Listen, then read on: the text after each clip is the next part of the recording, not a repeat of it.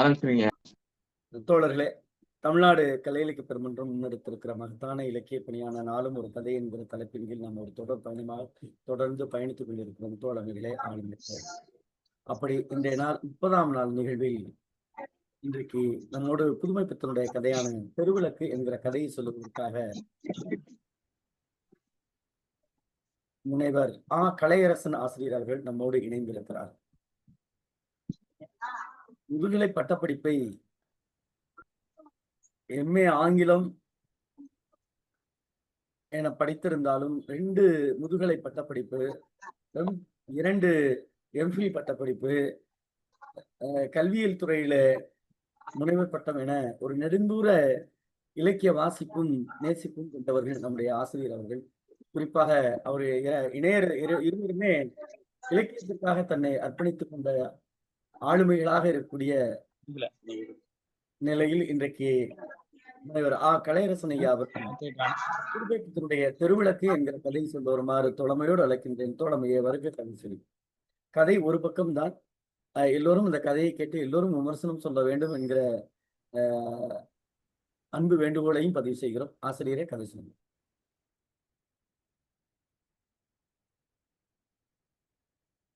ஐயா வணக்கம். ஐயா, தமிழ்நாடு கலை இலக்கிய பெருமன்றத்திற்கு எனது சிரம் தாழ்ந்த வணக்கம்.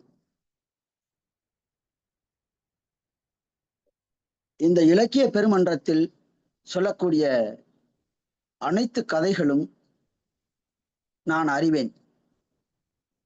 என்னுடைய இணையருடன் சேர்ந்து இலக்கிய படைப்புகளை நான் ரசிப்பதில் மிகப்பெரிய ஆர்வம் கொண்டவனாக இருந்ததன் காரணமாக என்னுடைய இணையர் கேட்டுக்கொண்டதன் பேரில் இதோடு 2வது கதையாக உங்களோடு இணைவதில் நான் மற்றற்ற மகிழ்ச்சியை அடைகிறேன். ஐயா, இந்த தமிழ்நாடு கலை இலக்கிய பெருமன்றத்தினுடைய அனைத்து முன்னெடுப்புகளுக்கும் நான் முன்னின்று என்னால் இயன்றதை செய்வேன் என்று ஒரு வாக்குறுதியை கொடுத்து கொண்டு இந்த ஒரு அருமையான வாய்ப்பை நல்கிய அனைத்து இலக்கிய ரசிகர்களுக்கும் என்னுடைய சிரம் தாழ்ந்த மாலை வணக்கத்தை மறுபடியும் தெரிவித்துக் கொண்டு கதைக்குள்ள போங்க. ஐயா, ஐயா சொக்க திருவேங்கடம் விருத்தாச்சலம் என்கின்ற இயற்பெயரை கொண்ட புதுமை பித்தன் அவர்கள் தன்னுடைய வாழ்க்கையில் மிகப்பெரிய புதுமைகளை படைத்ததன் காரணமாக என்னவோ அவருடைய பெயர் புதுமை பித்தன் என்று வைத்துக் கொண்டார். இங்கு நான் இதற்கு முன்னாடி ஒரு அருமையான ஒரு கதை ஒன்றை கேட்டேன். காலனும் கிழவியும் அப்படிங்கிற ஒரு அருமையான கதை, அவருடைய கதையை படிச்சிருக்கேன். இந்த தொடரிலே நான் கேட்டதாக நினைக்கிறேன். அருமையான அது வயதானவர்களை குறிவைத்து அவர்களுடைய வாழ்க்கையை முன்னெடுக்கும் வண்ணமாக இவருடைய படைப்புகள் அமைந்திருப்பது மிகவும் பெருமைக்குரியது. ஏனென்றால் வயதானவர்களை போற்றக்கூடியது காலம் இது அல்ல. சற்று நரைமுடியை பார்த்தாலே விலகி எட்டி தூர ஓடக்கூடிய ஒரு நிலை, இது அதிகமாகிக் கொண்டே போகின்ற காலம் இது. அப்படி பார்க்கையில ஒரு பஸ்ல ஒரு வயதானவர்களை பார்க்கும்போது கூட நம்ம ரொம்ப தூரத்துல ஒதுங்கி நிற்கக்கூடிய நிலை இருக்கின்றது. அப்படிப்பட்ட நேரத்திலே நமது புதுமை பித்தனுடைய கதைகள் அவர்களுக்கு மறுவாழ்வு அளிக்கும் வண்ணமாக இந்த தெருவிளக்கு அப்படிங்கிற ஒரு அருமையான சிறுகதைக்கு ஒரு எடுத்துக்காட்டு இதுதான். சிறுகதைனா சிறுகதை, இது உண்மையான சிறுகதை, ஒரே பக்கத்தில் அமைந்திருக்கக்கூடிய ஒரு அருமையான கதை. உலக மகா தத்துவத்தை அருமையாக எளிமையான ஒரு கதை மூலமாக எடுத்து இயம்பக்கூடிய ஒரு அருமையான கதை. இதை நான் படிக்கின்ற பொழுது ஒரு சொட்டு கண்ணீர் விட்டேன். கண்டிப்பாக. ஏன்னா என்னுடைய தந்தையார் 84 வயதில் இருக்கிறார். அவர் பேருந்துகளில் ஏறும் போதும் இறங்கும் போதும் அவருடைய கை கால்கள் நடுக்கம் இதையெல்லாம் பார்க்கின்ற பொழுது நான் ஒரு பணி சுமையின் காரணமாக வெகு தொலைவில் அவருக்கும் வெகு தொலைவில் இருக்கக்கூடிய ஒரு சூழல் ஏற்படுகிறது. நான் அவ்வப்போது நினைப்பேன், நம்முடைய தந்தையார் எப்படி இருப்பாரோ, எப்படி நடந்து செல்வார் என்றெல்லாம் பார்க்கின்ற பொழுது இந்த கதையை படித்து முடித்த பிறகு ஒரு சிறிய கண் கலக்கம். சரி, கதைக்குள்ள போங்கய்யா. நன்றி. ஒரு தென்கோடியில் அந்த மூளை திரும்பும் இடத்தில் ஒரு முனிசிபல் விளக்கு என்று இந்த கதையை தொடங்குகிறார். ஒரு தெருக்கோடியில ஒரு மூலையில இருக்கக்கூடிய ஒரு தெரு விளக்கு. அதை யார் பார்க்க போறா? தெருக்கோடியில உள்ள விளக்கு தான். ஆனாலும் அதை எப்படி எழுதுறாரு பாருங்க. தெருவிளக்கு மங்கிய வெளிச்சத்தை பரப்பி கொண்டிருக்கிறது. அந்த தெருவிளக்கு அது பழமையான விளக்கு என்பதை அருமையாக எழுதுகிறார். ஒவ்வொரு வரியும் ரசிச்சு ருசிச்சு ஆங்கில இலக்கியத்தில் நான் படித்ததை விட தமிழ் இலக்கியத்தில் நான் இதை படிக்கின்ற பொழுது மெய்சில் இருக்கக்கூடிய வரிகளாக நான் இதை கருதுகிறேன். அதாவது தெருவிளக்கு மங்கிய வெளிச்சத்தை பரப்பி கொண்டிருக்கிறது. அந்த மங்கிய வெளிச்சம் இந்த பிணி மூப்பு சாக்காடு அப்படின்னு சொல்லுவாங்க தமிழ் இலக்கியத்துல. அதை இளமை மூப்பு சாக்காடு என்பது மனிதனுக்கு மட்டுமல்ல தெருவிளக்குக்கும் தான் அப்படின்னு சொல்லி அருமையா பதிவிடுறாரு ஐயா. தெருவிளக்கு ஒரு பழமை வாய்ந்த தெருவிளக்கு. இப்ப நம்ம ஸ்ட்ரீட்ல இப்ப எல்லாம் ஒரு தெருவிளக்கு லைட்டா அரிச்சு போயிருந்தா கூட நம்ம இந்த இதுக்கெல்லாம் தாசில்தாருக்கு கடிதம் எழுதுறோம். இந்த தெருவிளக்கு அரித்த நிலையில் உள்ளது, இதை மாத்தி கொடுங்க அப்படின்னு சொல்லி எல்லாம் எழுதுறோம். அதெல்லாம் ஞாபகம் வருது, இதை படிக்கிறப்போ ஞாபகம் வருது. இது ஒரு சிறிய கதை அப்படிங்கிறதுனால சில விஷயங்களை நான் சேர்த்து சொல்றேங்கய்யா. ஒரு ரிவ்யூ அப்படின்னு இதை நினைக்க வேண்டாம். இந்த கதை தெருக்கோடியில் உள்ள ஒரு மூலையில் திரும்பும் இடத்துல ஒரு தெருவிளக்கு இருக்கு. பழமை வாய்ந்த கீழே விழுக போற நிலையில உள்ள ஒரு தெருவிளக்கு. இது காற்றுல சிரத்தில் ஒரு கண்ணாடி துண்டு ஆடிக்கொண்டிருக்கு. காத்துல சிரம், நம்ம பஸ்ல எல்லாம் படிப்போம், கரம் சிரம் புறம் நீட்டாதே அப்படின்னு. அந்த சிரம் அப்படிங்கிற ஒரு அருமையான இலக்கிய வார்த்தை, அருமையான ஒரு தமிழ் வார்த்தை. தொலைந்து போன வார்த்தையை ஐயா இதுல பயன்படுத்துறது ஒரு மிகச் சிறப்பு. இதுல அந்த சிரத்தில் இருந்த கண்ணாடி சில் உடைந்து தொங்கிக் கொண்டிருக்கு. அந்த சிறுவன் ஒருவன் கல் எடுத்து எறிகிறான். அதுல கல் எடுத்து எரிஞ்சு அவனுக்கு இரக்கமே இல்லை அப்படின்னு சொல்றாரு. அந்த சிறுவன் கல் எறியும் போது அதன் கஷ்டத்தை நினைக்கிறானா அப்படின்னு ஒரு கேள்விக்குரிய போடுறாரு. அது எப்படி வடிவேல் சொல்ற மாதிரி நான் என்ன சூழ்நிலையில இருக்கேன்னு தெரியுமாடா அப்படிங்கிற மாதிரி அந்த பழைய உடைந்து விழுகக்கூடிய நிலையிலும் யாருக்கோ ஒருத்தவங்களுக்கு ஒரு வெளிச்சத்தை கொடுத்துட்டு இருக்கிற அந்த தெருவிளக்கை ஈவு இரக்கம் இல்லாமல் கல் எடுத்து எரிஞ்சு உடைச்சு பண்ணும் அப்படின்னு எறிகிறான். அவனுக்கு அந்த கஷ்டத்தை நினைச்சானா அது எவ்வளவு பழமை வாய்ந்ததாக இருக்கிறது, அது எவ்வளவு உபயோகமாகவும் இருக்குது, அது இல்லைன்னா என்ன ஆகும் அப்படிங்கிற அந்த கஷ்டத்தை ஒண்ணுமே நினைக்காம அவன் பாட்ல கல் எடுத்து எரிஞ்சிட்டான். காற்றடித்தால் சாய்ந்து விடும் நிலையில் இருக்கு. காத்து வேகமா அடிச்சிச்சுன்னா சாஞ்சிரும். அந்த கல்லானது சாய்ந்த நிலையில் இருக்கு. அந்த சாய்ந்த நிலையில் இருக்கக்கூடிய அந்த தெருவிளக்கு ஒரு அருமையான ஒரு தத்துவத்தை வைக்கிறாரு பாருங்க.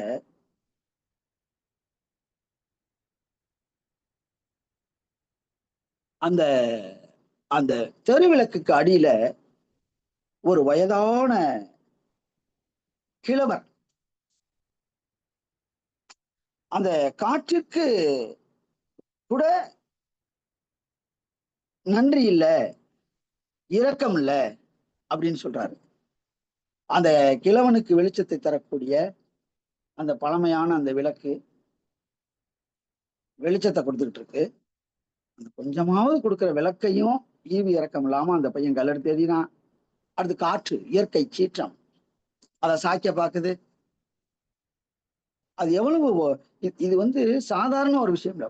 ஒரு வயதானவங்களுக்கு எவ்வளவு இடர்பாடுகள் வாழ்க்கையில வரும் அப்படிங்கிறத அருமையா சொல்றாரு. கொஞ்சமாவது வெளிச்சத்தை தருகிறதே அப்படிங்கிற அந்த இரக்கம் அந்த காற்றுக்கு கூட இல்லாம போச்சே அப்படின்னு சொல்றாரு. அடுத்து மழையை பத்தி சொல்றாரு.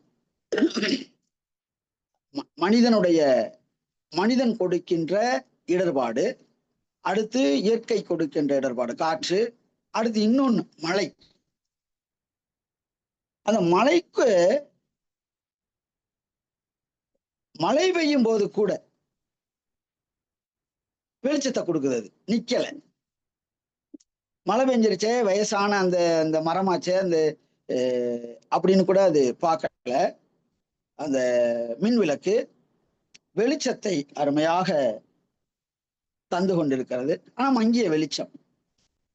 இதை நம்ம பார்க்கும்போது ஒரு வயதான ஒருத்தருக்கு கண் மங்களா தெரிஞ்சா அவர் என்ன பாடுபடுவாரு அப்படிங்கிறது கூட நமக்கு தோணுது. படிக்கும்போது அந்த இதெல்லாம் உயிரோட்டமா எழுதுறாரு பாருங்க. அதுதான் ஒரு மிகப்பெரிய ஒரு எழுத்தாளனுடைய சாமர்த்தியம் அப்படிங்கிறது. அது தெருவிளக்கு அவன் தோழன் அப்படின்னு எழுதுறாரு. இந்த தெருவிளக்கு வந்து அவனுடைய தோழன். ஏன் அப்படின்னா ஒரு பூரா அங்கங்க பிச்சை எடுத்துட்டு அங்கிட்டு போயிட்டு வந்துட்டு அவன் தலை சாயிற இடம் வாழ்க்கையே இருண்டு போச்சு. அந்த கொஞ்சோண்டு வெளிச்சம் கொடுக்கக்கூடிய அந்த மின் விளக்கு. வயதான கிழவன், அவருக்கு வந்து வயதான தெருவிளக்கு அப்படின்னு எழுதுறாரு. அதாவது கிழவனுக்கு தெருவிளக்கு, தெருவிளக்கிற்கு கிழவன், கிழவனுக்கு விளக்கு, விளக்கிற்கு கிழவன் அப்படிங்கிற வேற யாரும் கிடையாது அவருக்கு. தெருவிளக்கு மட்டும்தான் அவருக்கு ஒரே ஒரு தோழனாக தன்னுடைய வாழ்க்கையை வழிநடத்தக்கூடிய, தற்சமயத்திற்கு உயிரோட்டமாக வைக்கக்கூடிய ஒரே ஒரு ஆதாரம் இது அப்படின்னு கேட்டா அந்த தெருவிளக்கு தான். விளக்கிற்கு கிழவன், கிழவனுக்கு விளக்கு. ஒரு அருமையான ஒரு கொட்டேஷன் மாதிரி தத்துவத்தை எழுதுகிறார். அந்த வெளிச்சமானது மங்களாக இருந்த போதிலும் அவருக்கு நம்பிக்கையையும், வாழ்க்கையில் அடுத்த நொடியில் நமக்கு என்ன கிடைக்கும் என்பதை ஒரு ஒரு நம்பிக்கையை கொடுக்கக்கூடிய ஒளியாக அந்த தெருவிளக்கு அவருக்கு அமைந்திருக்கிறது அப்படின்னு எழுதுறாரு. அந்த விளக்கு சாயிர நிலைமையில இருக்கு. அதை எடுக்க போறதா ஒரு பேச்சு நடந்துகிட்டு இருக்கு. நாளைக்கு அதை தூக்கி அனுப்பியா, அது வந்து இங்க இருக்கப்படாது அப்படிங்கிற மாதிரி யாரோ பேசிக்கிறதா இவருக்கு தெரியல. ஆனா இவருக்கு, ஏன்னா இவர் தான் பிச்சை எடுக்க போயிடுவாரே. வயிற்றுக்கு பிச்சை எடுக்க செல்லக்கூடிய அந்த ஒரு கிழவனுக்கு இந்த மின் விளக்கை எடுக்க போறோம் அப்படிங்கிற அந்த செய்தி கூட அவர் காதுக்கு எட்டாது. அவர்கிட்ட கேட்க மாட்டாங்க. அவர்கிட்ட இவர் தினந்தோறும் அந்த லைட் வெளிச்சத்துல அந்த மரத்தடியில படுத்திருக்காரு. அந்த லைட்டு வெளிச்சத்துக்கு ஓனரே இவர் தான். அப்படிங்கிற ஒரு நிலையிலும் கூட யாருமே அவரை கண்டுக்கிறாம அந்த மின் விளக்கை அகற்றக்கூடிய அந்த செய்தியை கூட இவர் காதுக்கு வராத அளவிற்கு திடீரென்று ஒரு நாள் அந்த தெருவிளக்கு அகற்றப்படுகின்றது. தெருவிளக்கு அகற்றப்படுகின்ற இருள் இருள் இருள் அப்படின்னு எழுதுறாங்க ஐயா புதுமை பித்தன் ஐயா. அதை நினைச்சு பாருங்க. அவனுடைய ஒரு பிச்சைக்காரன் ஊர் முழுக்க பிச்சை எடுத்துட்டு பொழுது போய் வர்றான். அந்த வெளிச்சத்துல படுத்துக்குவோம் அப்படின்ட்டு வர்றான். பார்த்தா வெளிச்சத்தை காணும். இருள் இருள் இருள், அவன் வாழ்க்கையே இருள். வயிற்றுக்கு உணவில்லாத பொழுது, வயிற்றுக்கே உணவில்லை,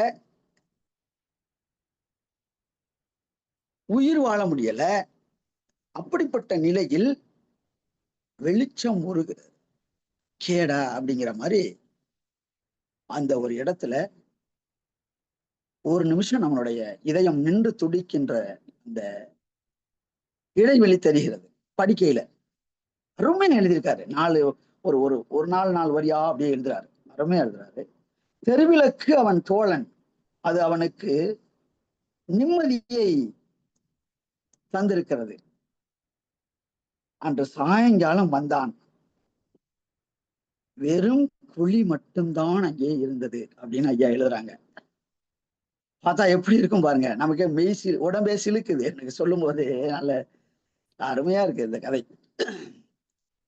அந்த வந்து பார்க்கும்போது அவனுக்கு அந்த வெறும் குழி மட்டும்தான் இருந்துச்சு. என்னடா பண்றது, ஒன்னே ஒண்ணு இருந்துச்சு, எதுவும் போச்சு அப்படிங்கிற மாதிரி விழுந்து அப்படியே சாயிறார். தலை சாஞ்சு படுக்கிறாரு. அடுத்த கணத்தில் அவருடைய உயிர் பெறுகிறது. இதான் கிளைமேக்ஸ். அது வந்து அவருடைய உயிர் பிரிஞ்சிருது, இறந்து போயிடுறாரு. அந்த மின் விளக்கையும் அகற்றியாச்சு, அவருடைய இறந்த உடலையும் அகற்றியாச்சு. இப்போது அந்த இடத்துக்கு ஒரு புதிய மின் விளக்கு வருது. ஒரு மின் விளக்கை வைக்கிறாங்க அந்த இடத்துல, புதிய மின் விளக்கு. அந்த மின் விளக்கிற்கு கீழே குழந்தைகள் அழகாய் விளையாடி தெரிகின்றன அப்படின்னு எழுதுறாரு ஐயா. அந்த மின் விளக்கு, புதிய மின் விளக்கு, அது கீழே அழகா விளையாண்டு தெரியுறாங்க, குழந்தைங்க எல்லாம் விளையாடுறாங்க. யாராச்சும் ஒருத்தர் கேட்டாங்களா, அங்க ஒரு மின் விளக்கு இருந்துச்சே, அது என்ன ஆச்சு? அந்த மின் விளக்கு அடியில் ஒரு கிழவன், ஒரு வயோதிகர் படுத்திருப்பாரு, என்ன ஆச்சு? யாரும் கேட்கல. அடுத்த நாள் எப்போதும் சூரியன் உதிப்பது போன்று, எப்போதும் நடப்பது போன்று, எதுவுமே நடக்காத மாதிரி அப்படியே அந்த மின்விளக்கு ஒளியில், புதிய மின்விளக்கின் ஒளியில் குழந்தைகள் அழகாய் விளையாடி கொண்டிருக்கின்றது அப்படின்னு சொல்லி இந்த கதையை அருமையா முடிக்கிறாரு. குழந்தைகள் விளையாடி கொண்டிருக்கின்றது அப்படிங்கிறதான் இதனுடைய தத்துவம். பழையன கழிதலும் புதியன புகுதலும் இயற்கை தானே அப்படின்னு சொல்லி இந்த கதை அருமையா முடியுது. இந்த கதையினுடைய முடிவு ஒரு மிக பெரும் தத்துவம்.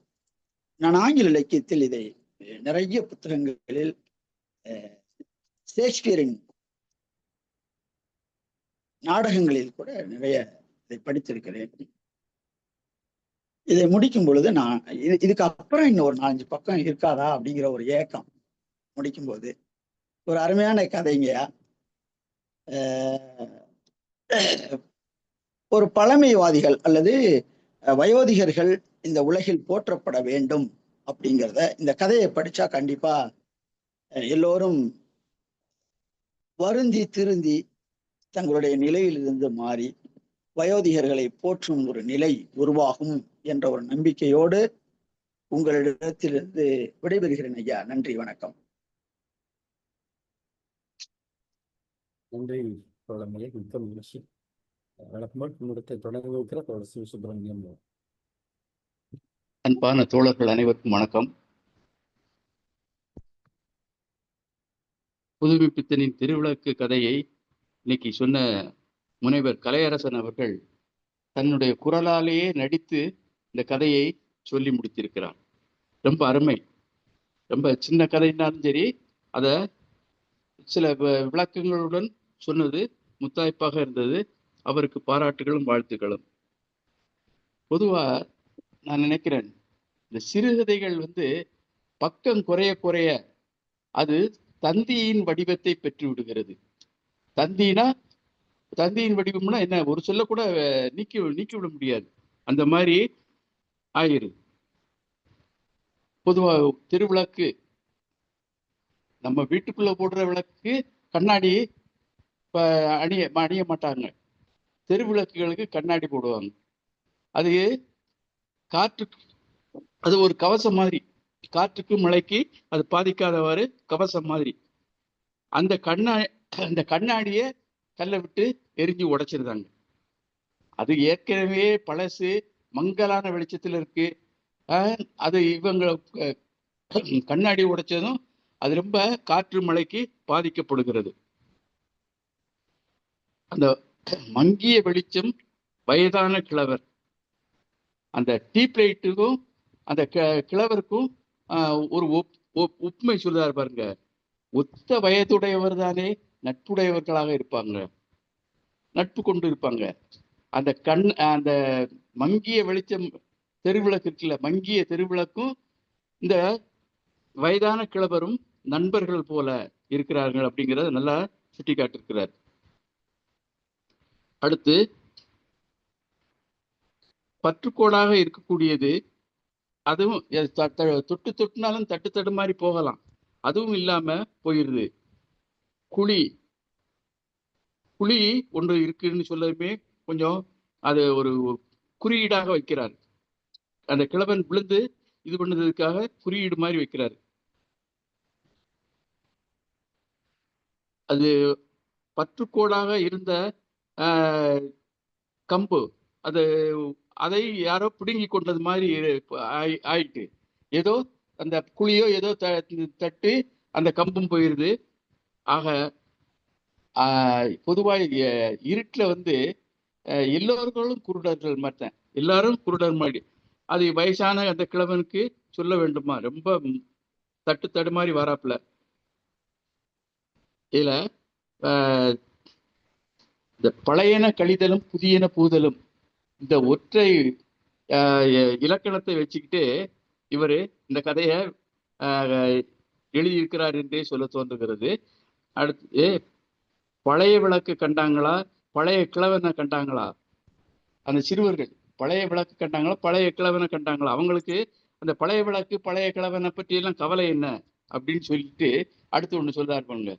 ஒரு காலத்துல இவங்களும் அந்த சிறுவர்களும் அப்படித்தான் ஆவாங்க, கிழவங்களைத்தான் ஆவாங்க. அதை யாரு நினைச்சு பார்க்காங்க. பழையன கடிதல் புதியன பூதல். ஒன்றே ஒன்று சொல்ல தோன்றுகிறது. அந்த சிறுவர்கள் அந்த வெளிச்சம் சரியா தெரியாத அந்த தெருவிளக்க கல்லை விட்டு எரிஞ்சு உடைச்சிருந்தாங்க. அப்பதான் புதுசா விளக்கு போடுவாங்க, நல்ல வெளிச்சத்துல விளையாடலாம் அப்படிங்கிறது மாதிரியே அந்த புதுப்பித்தன் சுட்டி காட்டுகிறாரோ என்று சொல்ல தோன்றுகிறது. அதான் அந்த பழைய விளக்கு கழிச்சிட்டு புதிய விளக்க இது பண்ணதுக்காக சிறுவர்கள் கல்லை விட்டு எரிஞ்சது மாதிரி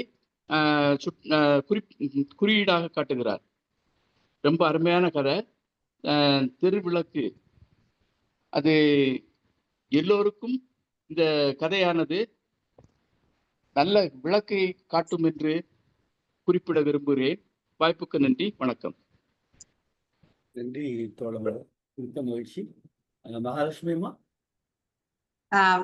அனைவருக்கும் இரவின் மடியில் இலக்கியத்தோடு உறவாடும் அன்பு தோழமைகளுக்கு என் இனிய வணக்கம்.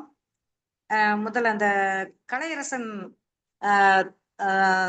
தோழர் இந்த கதையை ரொம்ப கலைநயத்தோட அப்படியே தெளிவா எல்லாருக்கும் ஒரு புரிகிற மாதிரி தன்னுடைய நடையில அழகாக சொல்லி கதையை உச்சத்துக்கு கொண்டு போயிருக்கிறார்.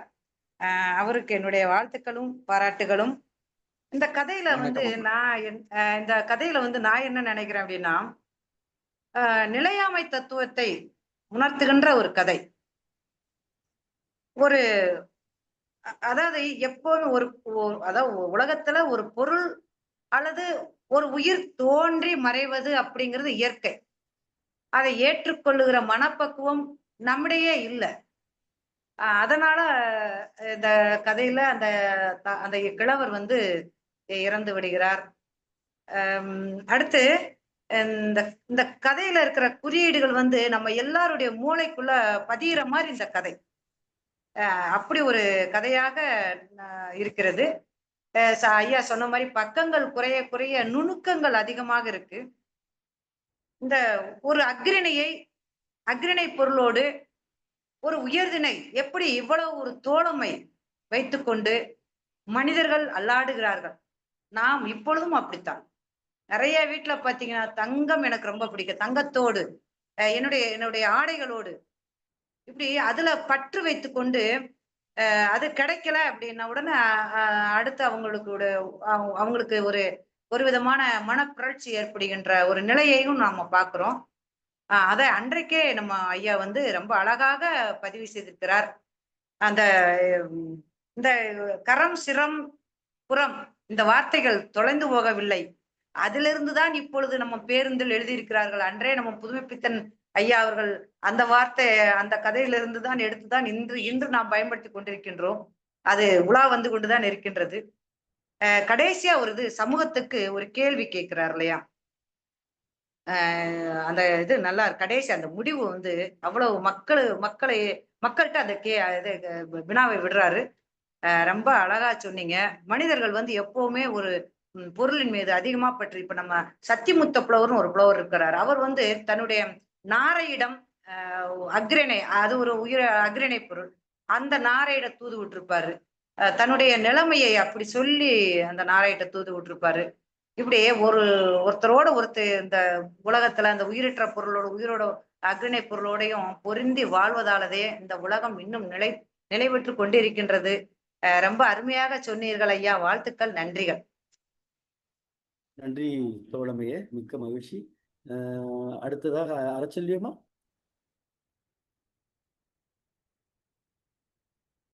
அனைவருக்கும் வணக்கம். இந்த கதை சொல்லும் போது என்னால கேட்க முடியாத ஒரு சூழலா போயிடுச்சு. இன்னைக்கு அவரு பாதி கதைக்கு மேல வந்துட்டாரு. அப்பதான் நான் கேட்டேன். ஆனா கதையை முன்னாடியே படிச்சுட்டேன். அவரு ஒரு பானை சோத்துக்கு ஒரு சோறு பதம்ன்ற மாதிரி நான் கேட்ட வரைக்குமே ரொம்ப அழகா பொறுமையா வார்த்தைகளை வந்து ரொம்ப கையாண்ட விதமும் அருமை. அவருக்கு வாழ்த்துக்கள், பாராட்டுக்கள். ஒரு பக்க கதைனாலும் அவரு அதை எடுத்துக்கிட்டு சொன்ன விதம் நல்லா இருந்துச்சு. அடுத்து கதையை பார்த்தீங்கன்னா, பக்கம் சிறிது பார்வை பெரிது. ஒவ்வொருத்தருக்கும் ஒவ்வொரு கண்ணோட்டம் வரும். இங்க பாருங்க, இந்த கதையில கிழவனும் தெருவிளக்குன்னே எழுதியிருந்திருக்கலாம். தலைப்பு இப்படி கூட வச்சிருந்திருக்கலாம். தெருவிளக்குன்னு போட்டார ஒழிய கிழவனுக்கும் இந்த தெருவிளக்குக்கும் எவ்வளவு ஒப்பீடு இருக்கு, எவ்வளவு ஒரு நேசம் இருக்கு, அதை அவர் ரொம்ப அழகா சொல்லியிருக்காங்க. அந்த வரிக்கு வரி அது பிரதிபலிக்குது. எனக்கு ரொம்ப பிடிச்சிருக்கு. இன்னும் 2 தடவை படிக்கணும்னு நினைச்சிட்டு இருக்கேன். ஒரு சின்ன சம்பவம், தெருவிளக்கு, அந்த கிழமை, இவங்களை வச்சு ஒரு ஆழமான யதார்த்தமான ஒரு கருத்தை அப்படி போற போக்குல கடைசியா வீசிட்டு போயிட்டார். அதுல வந்து தெருவிளக்கு கிழவன், எங்க ஊர்ல எல்லாம் அப்ப கிராமத்துல தெருவிளக்குல பிள்ளைகள் விளையாடுற சத்தம் தான் கேட்கும். எங்க அப்பா எங்களை அனுப்பவே மாட்டார். எனக்கு ரொம்ப ஆசையா இருக்கும் தெருவுல எல்லாரும் விளக்கும் கீழே விளையாடுதுங்களேன்ட்டு. இப்ப எங்க வீட்டுக்கு ஏத்தப்ப தெருவிளக்கு, எங்க தெருவுல சின்ன குழந்தைங்களே கிடையாது. இப்பதான் வாடகைக்கு வந்தவங்க 4-5 பிள்ளைங்க விளையாடும். நானும் அதுகள்கிட்ட போய் வம்பளந்துட்டு நிற்பேன். ரொம்ப பிடிக்கும். இந்த தெருவிளக்குல விளையாடுறதுங்கிறது ஒரு ஆனந்தம். ஆனந்தம்னாலும் ஆனந்தம், அப்படி ஒரு ஆனந்தம். அது இப்ப இருக்கிற தலைமுறைக்கு அதோட அருமை தெரியல. அதுக்கான வாய்ப்பு கிடையாது. இப்ப இருக்கிற கல்வி முறை அதுகளை விளையாடவே விடுறதில்ல, இயல்பான வாழ்க்கைக்கு உள்ளாரையும் வர விடுறதில்ல. அது வேற விஷயம். அடுத்து ஒத்த வயதில் நட்பு ஏற்படும். அதுலயே கதை எல்லாம் முடிஞ்சு போச்சு. அந்த ஒரு வரியிலேயே இந்த கதை முடிஞ்சிருச்சு.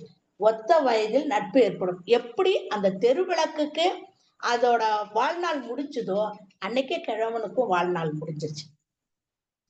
எப்பவுமே எல்லாமே நம்முடையதுன்னு நினைச்சிட்டு இருக்கவே கூடாது. நாம போயிட்டோம்னா நம்ம இடத்துக்கு இன்னொருத்தர் வந்துருவாங்க. அது பதவியாக இருந்தாலும் உறவு முறையாக இருந்தாலும் நம்மளோட உடைமைகளா இருந்தாலும் நாம அனுபவிச்சாலும் நம்ம போயிட்டோம்னா அடுத்தவங்க அதை அனுபவிக்க ஆள் வரும். அந்த யதார்த்தமான உண்மையை வந்து அவர் கடைசி வரியில சொல்றாரு. ரொம்ப நல்லா இருந்துச்சு. அது பக்கம் வேற மாறி போச்சு. அதுக்குள்ள 385வது பக்கம் இருந்துச்சு. இந்த ஒரு நிமிஷங்க,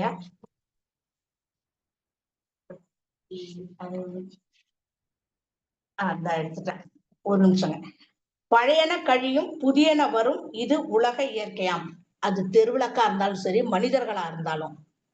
பழசு போயிடுச்சேன்னு வருத்தப்படுறதுக்கும் வாய்ப்பு இல்ல, புதுசு வந்துருச்சேன்னு யாரும் இது பண்ணவும் சந்தோஷப்படுறதுக்கும் அதுல அர்த்தம் கிடையாது. அதுவும் ஒரு நாளைக்கு பழசாயிடும். அந்த ஒரு யதார்த்தமான உண்மைய, வாழ்வியல் உண்மைய எவ்வளவு ஒரு அழகா 2 வரியில முடிச்சிட்டாரு. ரொம்ப பிடிச்சிருந்தது இந்த கதை. அவரு இந்த கதையை எடுத்ததுக்காகவே அவருக்கு மீண்டும் ஒரு பாராட்டுக்கள். அருமை. நிறைய சிந்திக்க வைக்குது. நீங்க 2வது தடவை படிச்சு பார்த்தீங்கன்னா இதுல நிறைய சிந்தனைக்குரிய கருத்துக்கள் இருக்கு. நம்ம வாழ்வியலுக்கு நம்ம ஆத்மார்த்தமா நம்மை நாமே சரிபார்த்து கொள்ளவும் இதுல இருக்கு. வாய்ப்புக்கு நன்றி. வணக்கம். நன்றி தோழமையே, மிக்க மகிழ்ச்சி. சாத்தூர் சிங்கப்பட்டி கணேசன் தோழர். தோழர்கள் அனைவருக்கும் வணக்கம். இந்த கதை திருவிளக்கு, அதுலேயும் வயது முதிர்ந்த திருவிளக்கு அப்படின்னு தான் நம்ம சொல்லணும். இந்த திருவிளக்கு பொறுத்த மட்டும் ஒரு பக்க கதை தான். அந்த ஒரு பக்க கதையை ஐயா தோழர் பழையரசன் அவர்கள் ரொம்ப சிறப்பா சொன்னாங்க. அந்த ஒவ்வொரு வரிகளையுமே எடுத்து காட்டி அதை நம்மளுக்கு நம்ம கதையை புரியக்கூடிய தன்மை இருந்தாலும் அதை எடுத்துக்காட்டும் விதமாக ரொம்ப அருமையா சொன்னாங்க. இது எல்லாரும் சொன்னது போல ஒத்த வயது உடையவர்களுக்கு தான் அந்த தோழமை ஒரு நட்பு எல்லாருக்கும் வரும். அந்த ஒரு சந்தோஷம் மகிழ்ச்சி கூட இருக்கும். அப்படித்தான் கிழவர் என்றார் கிழவன் அப்படிதான் வர்ற மாதிரி இருக்கும். இளையவர்கள்ன்ற இளையவர்கள்ட்ட ஒரு நட்பு பாராட்டுகள் இப்படித்தான் இருக்கும்போது ஒரு ஒத்த வயதுன்னு சொல்றாங்க. இதுலயும் அந்த காற்றை பத்தி சொல்லும் போது பாத்தீங்கன்னா, அந்த கண்ணாடி உடைஞ்ச உடனே அந்த காற்று நம்ம பார்த்திருக்கோம்ல, விளக்கு அதை கதாசிரியர் எப்படி சொல்றாரு பாருங்க. ஒரே அடியா படக்குன்னு அடிச்சு அந்த விளக்க அணைச்சிட்டா உயிர் போயிடுச்சு அப்படின்னு சொல்லியிருப்பாங்க. ஆனால் அந்த காற்று அடித்து கொண்டே அந்த விளக்கினுடைய ஒளி நம்ம நிறைய இடத்துல பார்த்திருக்கோம். எப்படி அசைவுன்னு பார்த்திருக்கீங்களா? அது துடி துடிக்குங்கிறத அந்த வார்த்தையை எவ்வளவு அழகா இந்த இடத்துல பயன்படுத்தி இருக்கிறாரு அப்படின்னு நம்ம பார்க்கும்போது ரொம்ப சிறப்பா இருக்கு. இன்னொன்னு பாத்தீங்கன்னா, கடைசியில பழையன கழிதலும் புதியன புகுதலும் சொல்லி அவர் முடிச்சிருக்கிறாரு. ஆனா இந்த இடத்துல ஒரு சின்ன ஒரு சந்தேகம் வருது. எப்படின்னா, பழையன கழிதல் ரைட் தான். அக்ரிணி பொருள்கள் இருக்குது அப்படின்னா அது பழசப்புறம் கழிச்சிட்டு புதுசா நம்ம வாங்கிக்கிறோம், பண்ணிக்கிறோம், செஞ்சுக்கலாம். ஆனா ஒரு வயசான ஒருத்தர் இருக்கிறாரு, உயிருள்ள ஒரு ஆன்மா இருக்குது, அது பழசா போச்சு, நம்ம ஆளை காலி பண்ண முடியுமா? முடியாது. ஆனால் இது இயற்கையாக அவருக்கு வந்த ஒரு மரணம். அதை வச்சு அந்த வரியை சொல்லியிருக்கிற மாதிரி இருக்குது. ஆனா இந்த மற்ற பொருள்களுக்கு வேணா அந்த இது சொல்லலாம், பழச தூக்கி எடுத்து போடியா, அந்த புதுசுதான் வாங்கணும் அப்படின்னு சொல்லிக்கலாம். ஆனா உயிருள்ள ஒரு மனிதனை, அது வயது கடந்தவராக இருந்தா கூட அது அந்த விளக்கு சொல்றதுங்கிறதுக்காக சொல்லியிருக்கிறாரா, இல்ல இது பண்ண முடியும், நம்ம பண்ணவும் முடியாதுதான். அது பழசா போச்சு, நீ கட்டை விட்டு தூக்கி எடுத்து வெளியே போடியா அப்படின்னு சொல்ல முடியுமா? முடியாது. ஆனா இது இயற்கை மரணம். அந்த இயற்கை மரணம் இருக்கு போகும்போது இந்த வரி பழையன கழிதும் புதியன புதுங்கிறது இந்த இடத்துக்கு ஒத்து வருமான்னு எனக்கு கொஞ்சம் தெரியல. அதனால ஒரு நல்ல கதை. இன்னொன்னு பாத்தீங்கன்னா, அந்த பையங்களை சொல்லும் போது சரிதான். அந்த பையங்களை சொல்லும் போது பாத்தீங்கன்னா, அவர்களும் வயதானவர்களாகி விடுவார்கள். அவர்களும் இதே போல் மின்சார விளக்கு கம்பத்துல நட்பாக இருக்கிறதுக்கு வாய்ப்பு இருக்கிறது அப்படின்னு நம்ம ஒரு எடுத்துக்காட்டு, ஒரு காரிலேஷனோட பண்ணிக்கலாம். கோயின்சிடன்ஸ் இருக்கிற மாதிரி நம்ம பண்ணிக்கலாம். அந்த மாதிரி ஒரு அருமையான கதை தான். ரொம்ப சிறப்பா சொன்னாங்க. வாழ்க வளமுடன். வாழ்த்துக்கள்.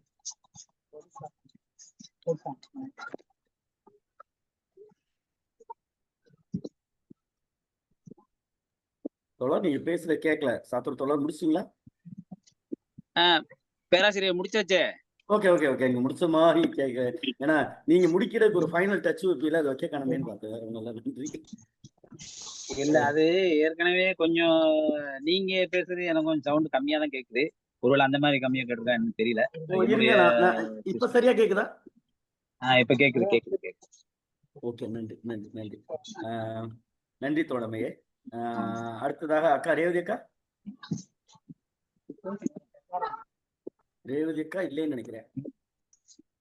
ரேவதி அக்கா ஓகே. அம்மா ராஜாமணி அம்மா, ராஜாமணி அம்மா இருந்தாங்களே. ராஜாமணி அம்மா ஓகே. ஐயா கனி ஐயா நேற்று வந்தீங்களே, கனி ஐயா நீங்க எதுவும் சொல்றீங்களா? அருப்புக்கோட்டை பேராசிரியர் மகாராஜன் ஐயா. ஐயா வணக்கம். சொல்லுங்க. தோழமைகள் அனைவருக்கும் வணக்கம். கலையரசன் ஐயா அந்த கதையை வந்து ரொம்ப ரொம்ப அழகா கையாண்டாங்க.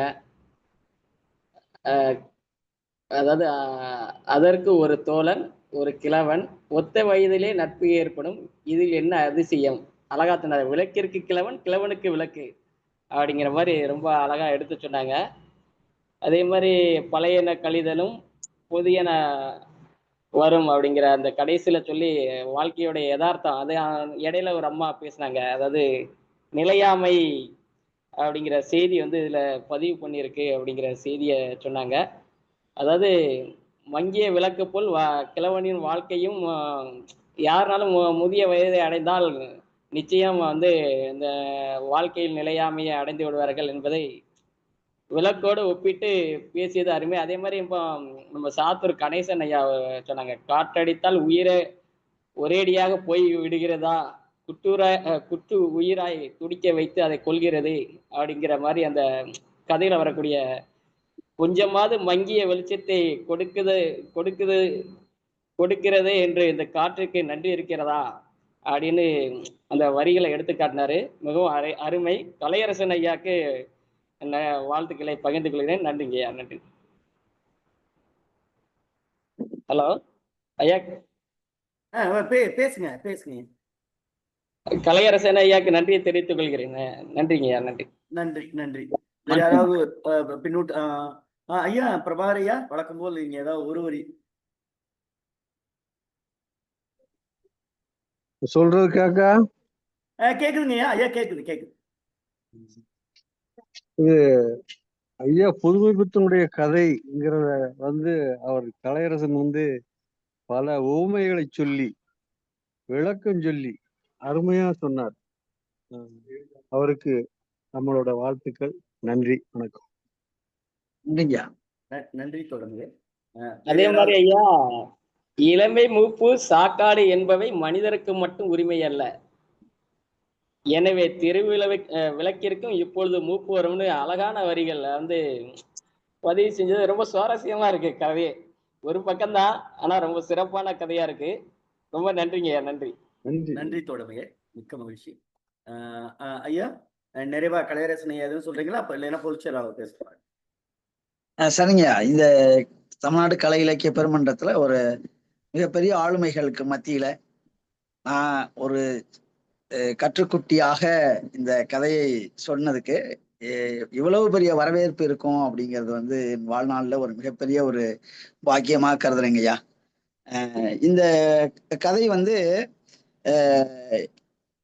ஒரு அருமையான இந்த கதை ஃபர்ஸ்ட்ல சொல்லிட்டாங்க அப்படிங்கிற மாதிரி திடீர்னு ஒரு வதந்தி மாதிரி காதுக்கு பரவணுச்சுங்கய்யா. அதுக்கப்புறம் டக்குன்னு எப்படி மாத்துறது என்னன்னு தெரியல. ஆனா கலெக்டர் ஐயா சொன்னதா சொன்னாங்க. இதே மாதிரி இதுக்கு முன்னாடி ஒரு கதை ஒண்ணு நான் சொன்னேங்கய்யா. இதுல முதல் கதை சொன்னது இது இரண்டாவது கதை. முதல் கதையும் அதே மாதிரி நம்ம ஜெயசீலன் ஐயா ஒரு அன்னைக்கு நிகழ்வுல ஏதோ ஒரு மீட்டிங் அன்னைக்கு நடந்துகிட்டு இருந்தது. அதுல அறம் சாரெல்லாம் கலந்துக்கிட்டாங்க அப்படின்னு கேள்விப்பட்டேன். அப்புறம் இந்த கதையை அவங்க சொல்லியிருக்கிறாங்க. அன்னைக்கு நாங்க இங்க சொல்லிட்டு இருக்கோம், இந்த கதையை வந்து மீட்டிங்ல அங்கேயே சொல்லியிருக்கிறாங்க. கோஇன்சிடென்ட் அது. அதே மாதிரி இன்னைக்கும் அது கலெக்டர் ஐயா சொல்லியிருக்காங்க, பேசியிருக்காங்க இந்த கதையை. அப்படிங்கும்போது ரொம்ப பெருமையா இருக்கு. நான் செலக்ட் பண்ற அந்த கதை வந்து எப்படிப்பட்ட ஒரு எல்லா கதையுமே நல்ல அருமையான கதை தான் எழுதியிருக்காங்க. அதுலயும் வந்து ஒரு பெரிய அறிவார்ந்தவர்களுக்கு பிடிக்கக்கூடிய ஒரு கதையை நான் செலக்ட் பண்ணி சொல்லியிருக்கேன் அப்படிங்கிறதும் ஒரு மிகப்பெரிய பெருமையா கருதி இந்த தமிழ்நாடு கலை இலக்கிய பெருமன்றத்திற்கு மீண்டும் சிரம் தாழ்ந்த மாலை வணக்கத்தை தெரிவிக்க விடைபெறுகிறேன். நன்றி, வணக்கம் ஐயா. நன்றி தோழமையே. குறிப்பா உங்களுக்கு ஒரு வார்த்தை சொல்லணும். ஏன்னா நேற்று இரவு தான் இன்னைக்கு கதை சொல்றவரு ஐயா இருப்புல இந்த ஐயா இல்ல, வாய்ப்பு இல்லைன்னாங்க. நடுநிசி ஆனதுனால அடுத்த உள்ள 10 மணிக்கு மேல வந்து யாரையும் கூப்பிடவும் முடியல. காலையில தான் அம்மா சங்கீதா அம்மாவுக்கு ஒரு செய்தி போட்டோம். அவங்க ஒரு கதை கொடுத்துட்டாங்க. எனக்கு இன்னைக்கு என்னுடைய முனைவர் பட்ட ஆய்வாளருக்கு வாய்மொழி தேர்வு அதுல இருந்ததுனால அதை அப்படியே நான் அப்படியே நம்ம மருத்துவருடைய நேர்முக உதவியாளருக்கு அவங்களுக்கு நான் போட்டுவிட்டேன். ஆனா அதுக்கப்புறம் தான் தெரியும், மத்தியானத்துக்கு மேலதான் இந்த கதை 4 மணிக்கு மேலதான் இந்த கதை முன்னாடியே சொல்லியாச்சுன்னு முன்னாடியே சொன்ன கதை. அதுக்கப்புறம் அந்த கதை சரியாக நீங்க தேர்ந்தெடுக்கும் போது நம்முடைய நேரப்படி 7:15க்கு தான் அந்த கதைன்னு நம்ம உறுதி பண்ணலாம். 7:15க்கு படித்து இந்த கதையை சொல்லுவது என்பது சாதாரண நிலை கிடையாது. ஏன்னா உட்பிட்டு சொல்லணும், எல்லாருக்கும் முன்னாடி சொல்லும்போது அதுல விமர்சனங்கள் எல்லாமும் இருக்கும் என்கிற நிலையில் நீங்க எடுத்துக்கொண்ட முயற்சிக்கு நம்முடைய தமிழ்நாடு கலையிலக்கிய பெருமன்றம் தோழமையோடு உங்களுக்கு முதல்ல நன்றிகளை பாராட்டி தெரிவித்துக் கொள்கிறது. கலையரசனியாவுக்கும் அவருடைய இணையர் அம்மா சங்கீதா அம்மாவுக்கும் வாழ்த்துக்கள். நிறைவாக நம்முடைய தமிழ்நாடு கலை இலக்கிய பெருமன்றத்தின் பொதுச் செயலாளர் தோழமை மிக்க மருத்துவர் அரமையா அவர்கள் பின்னூட்டம். பேராசிரியரே ஐயா மிக்க நன்றிங்க. ஒரு நிமிஷம். அதாவது இந்த மாதிரி கதைகள் சொல்ல வரும்போது ஏதோ ஒரு தவிர்க்க முடியாத காரணங்களால் கதை சொல்லிக்கு ஒரு முடியாத சூழ்நிலையில வந்து என்னை பயன்படுத்திக் கொள்ளலாம். அதுக்கு வந்து ஒன்றும் பிரச்சனை இல்லை. ஆனால் அப்படி பயன்படுத்தும் போது நம்மளுடைய வரன்முறைக்கு ஒத்து வர்ற மாதிரி ஒரு கதை தான் சொல்லணும்னு வரும்போது வேணா நம்ம எதுக்கலாம். மற்றபடி யாரும் வரல இந்த சொல்ல முடியாத சூழ்நிலை வந்துருச்சேன்னு நீங்க நினைக்க வேண்டியதில்லை. என்னை எந்த கதையாக இருந்தாலும் சரி என்கிட்ட சொல்லலாம். நான் வந்து உங்களுக்கு அந்த கதையை சொல்றதுக்கு நான் விரும்புகிறேன். வாழ்வான நன்றி தோழமையே, மிக்க மகிழ்ச்சி. ஐயா வணக்கங்க ஐயா. ஆமா சொல்லுங்கம்மா. மிக்க நன்றிங்க ஐயா, வாய்ப்பு கொடுத்தமைக்கு நன்றிங்க ஐயா. கதையை சிறப்பா சொன்னார்னு நினைக்கிறேன் என்னை விட. என்னைக்குமே எல்லா வீடுகளிலுமே வீட்டுக்கார ஐயா விட்டு கொடுக்கறதுல ரொம்ப மகிழ்ச்சி. நன்றி. மருத்துவர் ஐயா, பேராசிரியர் ஐயா அனைவருக்கும், எழுத்தாளுமைகள் அனைவருக்கும் மிக்க நன்றிங்க ஐயா. நன்றிமா. நிறைவாக நம்முடைய தமிழ்நாடு கலை இலக்கிய பெருமன்ற பொதுச் செயலாளர் மருத்துவர் அரமையா. தோழர்கள் அனைவருக்கும் வணக்கம். இன்னைக்கு தோழர் சொன்ன மாதிரி கடைசி நிமிட மாற்றங்களுக்கு எல்லாம் உட்பட்டு மிக அருமையா சொன்னாங்க. கலையரசன் வந்து ஒரு உணர்வு பூர்வமா அதை தன்னுடைய அப்பாவோட கம்பேர் பண்ணி கண்ணீர் சிந்தி இந்த கதையை படிச்சிருக்காரு. அதான் கதையாசிரியனோட வெற்றி. அவன் ஏதோ ஒண்ணு எழுதும் போது ஏதோ ஒரு உணர்வை அவன் கிளறி விட்டு அது அவனுடைய அனுபவ கூறில் அது வந்து ஒத்து போகும்போது இந்த கதை வெற்றி அடையுது. உண்மையிலே ஏத்த இறக்கத்தோட அவங்க நம்ம சொன்ன மாதிரி சிவசுப்ரமணியன் ஐயா சொன்னாங்களே, அது மாதிரி ஏத்த இறக்கத்தோட மிக அருமையா சொன்னாங்க. இது ரொம்ப சின்ன கதை தான், ஆனால் இது ஒரு மேஜிக்கல் ரியலிசம் உள்ள இருக்கு. நம்ம போஸ்ட் ஒன்னு முனிசிபல் போஸ்ட் ஏகாங்கியாக வாழ்ந்து வந்ததுன்னு. ஏகாங்கின்னா என்ன? அப்ப வந்து குடும்ப இல்லாத ஒரு துறந்த தனியாக இருக்கக்கூடிய ஒருவர் தான் ஏகாங்கி. அப்ப ஒரு பழமையான ஒரு வார்த்தைகளை நிறைய பயன்படுத்திருப்பார். ஏகாங்கியாக வாழ்ந்து வந்தது அந்த தெரு விளக்கை ஒரு உயிருள்ள பொருளாக கதையை கொண்டார். கதை தானே, கதையாசிரியனுக்கு உரிமை உண்டு. நீங்க வந்து கதையில வர்ற கழுதைக்கு ஏன் 4 கால் இருக்கணும்னு சொல்றீங்க, நான் 3 கால்னா நம்புங்களேன் அப்படின்ற ஒரு போக்கு இருக்கு. அது படைப்பு தானே. படைப்பின் போது பிரம்மா 4 கால்ல படைச்சா நான் 3 கால்ல படைக்கேன் கதையில அப்படின்றதா. இந்த கழுதக்காதுக்கு ராஜா காது கழுதக்காதுன்னு ஒரு இது உண்டு. அந்த இதுல எல்லாம் அது என்ன, அந்த இப்ப கதையில் வரக்கூடியது வந்து ஒரு மேஜிக்கல் ரியலிசம் தான். ராஜா காது கழுதக்காதுன்னு சொல்லிட்டு அது என்ன அப்படி அவர் காது இதாயிடுமா, அப்படி எதை தட்டினாலும் அப்படி கேட்கிற மாதிரி அந்த கதையெல்லாம். அதே போலவே இது வந்து ஒரு தெரு விளக்கை ஒரு உயிருள்ள பொருளாக கரையுது.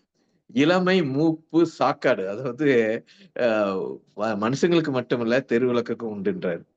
அப்ப நிற்கும் கல் உடம்பு நீங்க அப்படியே கற்பனை பண்ணிக்கிட்டே போலாம். அப்படியே விஷுவலைஸ் பண்ணிட்டு போனீங்கன்னா ஒரு கல்லாலான தெருவிளக்கு போஸ்ட் வந்து கல்லால் ஆயிருக்கு. இப்ப சில சமயம் இரும்புல வரும், ஆனால் பெரும்பாலான இடங்கள்ல கல்லுதான் முதல்ல இருந்தது. அது சாய்ந்து விட்டது. வயசானவங்க எப்படி இருப்பாங்க, ஒரு கூணல் விழுந்து ஒரு முன்புறம் வளைஞ்சு ஒரு கூணலோடு தான் இருப்பாங்க. அப்புறம் அந்த சிரம் அப்படி அவங்க தலை எப்படி இருந்தது, அந்த சின்ன பிள்ளைங்க விளையாட்டுக்கு கண்ணாடியை உடைச்சிடறாங்க, அது கொஞ்சம் உடஞ்சி இருந்திருக்கு. அதுக்கப்புறம் அந்த நம்ம கணேசன் தோழர் சொல்ல, காற்று உயிரை ஒரேடியா போக்குதா, அது போக்க மாட்டேங்குது. இது வயசானவங்களோட ஒரு விருப்பம் என்னன்னா அவதிப்பட்டு சாகக்கூடாது, ஒரே இடையா போயிடணும் அப்படின்றதுதான். எல்லாம் ஒரு 60-70 வயசை கடந்த எல்லார்ட்டையும் உள்ள இது வந்து அதாதான் இருக்கும். எங்க அப்பா கூட சொல்லிக்கிட்டு இருந்தார், ஒரு ஹார்ட் அட்டாக் வந்து நிம்மதியா போயிட்டுன்னா நிம்மதியா இருக்கும் அப்படின்பாரு. அந்த வயசு ஆன உடனே வேற ஏதோ அவதிப்படக்கூடிய நோய்கள் வந்து இல்லாம நிம்மதியா இருக்கணும் அதை சொல்லிட்டு அந்த காற்றோடையும் பேசுறாரு. அதுக்கு என்ன கொஞ்சமா வெளிச்சம் கொடுக்குதே, அந்த காத்துக்கு நன்றி இருக்கா, இந்த போஸ்ட சும்மா விடலாம்ல அது செய்ய மாட்டேங்குது. அந்த காத்து முடிஞ்ச உடனே என்ன வருது? மழை வருது. மழை வந்தா குளிர் அடிக்குது. அப்ப இது யார் கவனிக்கிறார்கள்? இந்த குளிர்ல இந்த நடுங்கிட்டு இருக்க இந்த போஸ்ட், இதை யாரு கவனிக்கிறாரு? அது காத்து கவனிக்குமா? கவனிக்காதே அப்படின்ட்டு அடுத்தடுத்து போறாரு. அப்ப இந்த போஸ்ட், ஏதாவது வயசானவர்கள், இந்த இது வந்து வேண்டான்னு சில பேர் முடிவு பண்றாங்க. இத பிடுங்கி எடுக்கணும் அப்படின்றது போறார். பிறகுதான் அடுத்து அந்த கேரக்டரை கொண்டுறாரு. அந்த கிழவருக்கு ஒத்த வயதில் நட்பு ஏற்படுவது அப்படின்றது. விளக்கிற்கு கிழவன், கிழவனுக்கு விளக்கு. இதெல்லாம் சொல்லணும். அத வந்து பிடுங்க போறாங்கன்றது மத்த எல்லாத்துக்கும் தெரியும். ஆனா அவனுக்கு எப்படி தெரியும்? சும்மா இருக்கிறவங்களுக்கு ஊர் வாயில மெல்லுகிட்டு இருப்பாங்க. அவனுக்கு தேவை அவனுடைய வயித்து பசி. பிச்சை எடுக்காம அவனால வாழவே முடியாது. அது இல்லாம அவனால இத பண்ணவே முடியாது. அப்ப அவன் பிச்சை எடுக்க போயிட்டான். இது வந்து தெரியாது. ஆனா திருப்பி வர்றப்பதான் அந்த வெளிச்சம் எப்படி இருந்ததுன்னா, ஒரு மன நிம்மதிய குடுத்தது அவனுக்கு. பிறகு வந்து பார்க்குறான், வெறும் குழிதான் இருக்கு. அது வந்து இருள்னு முடிக்கிறாரு. அந்த எல்லாத்துக்குள்ளயும் ஒரு பூடகமா வேற எதையோ ஒண்ண சொல்லிட்டு போறாரோ அப்படின்னே சொல்லு. அந்த இது எப்படி இருந்ததுன்னா, ஒரு கண்ணு தெரியாத ஒருத்தர் வந்து கம்ப வச்சுட்டு தான் போய்கிட்டு இருக்காரு. குருடர் வந்து அந்த பற்றுக்கோலை யாரோ பிடுங்கி கொண்டது மாதிரி, தட்டி பிடுங்கி கொண்ட மாதிரி இருக்குதுன்ட்டு சொல்லுவார். அப்ப நீங்க வந்து அந்த கதையை பில்ட் பண்ணி கொண்டு போகும்போது உணர்வை வந்து கடத்தணும். அது வந்து கதை வாசிப்பாளனுக்கும் அவன் விஷுவலைஸ் பண்ணன்றதுக்கு அந்த இதெல்லாம் கொண்டுறாரு. அப்ப எப்படி இருந்ததா அவனுக்கு? அந்த வெறுங்குழி இருக்கு, இருளா இருக்கு. அப்ப அந்த ஒரு கண்ணு தெரியாத ஒரு நபரை என்னுடைய கம்பை பிடுங்கி விட்டது போல, தட்டி பிடுங்கியது போல இருந்ததுன்னு சொல்லிட்டு, அப்பதான் சொல்றாரு, சூனியமா இருந்தது. பால் வெளியாய். நீங்க வந்து இது வந்து பால் வெளி இல்ல. பால் வந்து இந்த சிறப்பு லகரம் சொல்றாரு. பாலா போன வெளியாய் இருந்ததுன்ற மாரி. அர்த்தமற்றதா இருந்தது. அவருக்கு அந்த கிழவனாருக்கு ஏன் ஏன் அப்படி இருந்ததுன்னா, ஏதோ குறை வெளிச்சத்துல எதையோ பார்த்துக்கிட்டாரு. இல்ல தொட்டு ஸ்பரிசத்த அந்த கல்ல தொட்டாவது பார்த்துக்கிட்டாரு. நமக்குன்னு ஒரு ஆதரவா ஒரு ஜீவன் இருக்கு. அது அந்த தெருவிளக்கு இருக்கு. அப்படின்ற அந்த ஸ்பரிசத்த கூட எடுத்துட்டாங்களே அப்படின்னா, சாந்தி எங்க இருந்து வரும்? இந்த மாரி சொல்லிட்டு, ஆ அதுக்கடுத்து இது பழைய விளக்கு, பழைய கிழவன். ஒரு காலத்தில் வந்து இவர்களும் அப்படித்தான் ஆவாங்க. சின்ன பிள்ளைங்க விளையாடுறாங்க. புது விளக்கு வந்துருச்சு. சின்ன பிள்ளைங்க விளையாடுறாங்க. இங்க தான் எங்க பார்த்தாலும் பழையன கழிதலும் புதியன வருதுன்னு ஒரு இது இருக்கு. அந்த விதி வந்து இயற்கைன்னு சொல்றாங்க. அத ஒரு கேள்வியா கேட்காது. நீங்க வந்து பழையன கழிஞ்சு போயுது, புதியன வருது. பழையன குறித்து எந்த ஞாபகமும் இல்லாமல், புதியவர்கள் நீங்க இப்படிதான் இருப்பீங்களா? நீங்களும் பழையவர்களா ஒரு நாள் ஆகப் போறீங்க. ஆனால் அந்த வரலாறு உங்களுக்கு தெரியாமல், அந்த சுவடுகள் உங்களிடம் அது இல்லாமல் போறது, இது வந்து ஒரு இயற்கைன்னு சொல்றது நியாயமா? அப்படின்னு ஒரு கேள்வி வைக்கிறார். அதான் இந்த கதையினுடைய ஒரு அம்சமா இருக்கிறது. ஒரு தெரு விளக்கின் கூட, ஒரு முனிசிபல் விளக்கை கூட சாய்ந்து போன, உடைந்த ஒரு விளக்கை கூட ஒரு கதாபாத்திரமாக மாற்றி, அதன் வழியாக ஒரு ஒரு இந்த உலகியல் நடைமுறைகளை ஒரு கேள்விக்குள்ளாக்கிறார். நீங்க வந்து ஒரு கிழவனாரை நீங்கள் எப்படி பார்க்கிறீர்கள்? அதைப் போலதான் இந்த தெருவிளக்கையும் பார்க்கிறீர்கள். சரி, இவங்க 2 பேரும் போனதுக்கு அப்புறம் புது விளக்கு போட்டதுக்கு அப்புறம் நீங்க பாட்டுக்கு சந்தோஷமா விளையாண்டுகிட்டு இருக்கீங்க. ஆனால் இந்த இடத்தில் ஒரு தெருவிளக்கு இருந்தது. இந்த இடத்தில் ஒரு கிழவனார் இருந்தார் என்பதை நீங்கள் அறியவில்லையே. அது வந்து ஜெயசீலன் சார் வந்து ஒரு தடவை சிவாஜி ஒரு பாழடைந்த வீட்டுல வந்து அத வந்து என்ன ஒரு கவிதை எழுதியிருந்தார். அதுவும் இதே போன்ற கருத்து தான். அவர் சொல்றதும் அதேதான். ஒரு வீட்டுல நம்ம தங்கியிருக்க வீடு 100 வருஷம் கழிச்சு அந்த வீட்டுல யாரோ ஒருத்தர் வந்து கேட்டா நம்மளுடைய சூடே தெரியாது. அப்படிப்பட்ட உலகம் தான் இது. நிலையாமை தத்துவம் தான் இது. ஆனால் இந்த உலகம் இப்படி போறது சரியா? யார் இருந்தாங்க? என்ன ஒரு விவரமும் தெரியாமல் புதியவர்களுக்கு அப்ப புதியவர்கள் பழைய வரலாறுகளை தெரிந்து வைத்துக் கொண்டு வேண்டும் என்ற ஒரு ஆவல் அவரிடம் இருந்ததுனாலதான் இயற்கையாம் அப்படின்னு சொல்றாரு. இது உலக இயற்கைன்னு சொல்லியிருந்தா பரவாயில்ல. அவரும் ஒத்துக்கொள்கிறார் என்ற அர்த்தம். இது ஒரு இயற்கையாம் என்று அதையும் விமர்சன பார்வையோடு ஒரு கேள்வியாக வைக்கிறார். பின்னூட்டு வழங்கிய அனைவருக்கும் நன்றி. கலையரசன் பொதுவா ஒரு ஷார்ட் பீரியட்ல கொடுத்தாலும் வந்து மிக அருமையாக சொல்லிட்டாங்க. நம்ம இவர் இருக்காரு கணேசர், நான் ஒரு பெரிய தளபதி இருக்கிறேன், என்கிட்ட இவ்வளவு பெரிய படை இருக்கு, நீங்க வந்து என்னைய பயன்படுத்தாம நீங்க யாரையோ கூப்பிட்டுக்கிட்டு இருக்கீங்க அப்படின்னு ஒரு கண்டனத்தை தெரிவிச்சிருக்காரு. அதே நேரத்துல சொல்றாரு, ஒரு கதை தான் ஒரு ஆளுக்குன்ற ஒரு ரூலை பயன்படுத்திடக்கூடாது, எத்தனை கதைனாலும் சொல்ல ரெடி நானு, ஆனா நீங்க அந்த ரூலை பயன்படுத்தி என்னைய மாட்டிடக்கூடாதுன்ற ஒரு முன்னெச்சரிக்கை இதையும் சொல்லியிருக்கார். நம்ம கணேசன் சாரோட சேவையும் நாம வருங்காலங்களில் பயன்படுத்தலாம். அனைவருக்கும் நன்றி. நன்றி பொதுச்செயலாளர் அவர்களே. எந்த போருக்கு அவரை அனுப்ப வேண்டும் என்கிற பொறுப்பும் கடமையும் நமக்கு இருக்கிறது. போர் உடனடி போருக்கெல்லாம் அனுப்பிட முடியாது. அது அதற்கான காலம் வருகின்ற பொழுது அவருக்கான காலம் கண்டிப்பாக இடம்பெறும். மகிழ்ச்சி. நாளைய தினம் பொதுச்செயலாளர் அறிவிச்சரன் பொதுச்செயலாளரே, நாளைய தினம் சொல்லுங்க. நம்முடைய தோத்தாத்திரி ஐயாவுடைய மகனார் ரகுராமன் ஐயா உலகங்கள் வாழ்க்கை என்கிற புதுமை பித்தனுடைய கதையை நம்மோடு கதை சொல்வதற்காக நாளை தினம் இணைய இருக்கிறார்கள். இன்றைக்கு நான் சரியா பண்ணலையான்னு தெரியல. ஏன்னா என்னுடைய நெருக்கடியும் அப்படித்தான். வீட்டுக்கு வரும்போது மணி 8:10க்கு தான் வீட்டுக்குள்ள நுழைஞ்சேன். வந்ததோட ஓடியாந்து, ஏன்னா இன்னைக்கு காலையில இருந்து ஆய்வு பணி, முனைவர் வாய்மொழி தேர்வு, பல்கலைக்கழகம் போறது அப்படின்னு ஒரு நெடுந்தூர பயணங்கள் ஓடிட்டே இருந்தேன். அதை சரியா பண்ண முடியலையோங்கிற ஒரு சின்ன வருத்தங்கள் இருந்தாலும் நாளைய தினம் அது சரி செய்யப்படும் என்கிற உறுதியோடு தோழர்கள் அனைவருக்கும் தமிழ்நாடு கலை இலக்கிய பெருமன்றம் தோழர் ஜீவா அவர்களின் சிந்தனை கனவுகளோடு ஒவ்வொரு நாளும் இணைய வழியாக இரவு 8 மணிக்கு உங்கள் இல்லங்களோடு இணைந்து பயணிப்போம். நன்றியும் வாழ்த்தும். நன்றி.